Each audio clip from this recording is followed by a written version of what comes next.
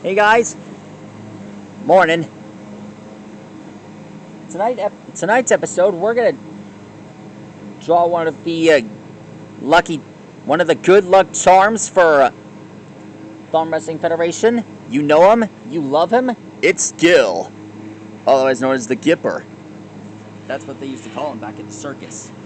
His abilities include throwing, like dumping swamp slop on his opponent.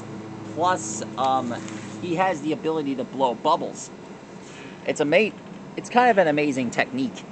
It's kind of an amazing ability that he does. Anyway, that is how you draw Gill from Thumb Wrestling Federation.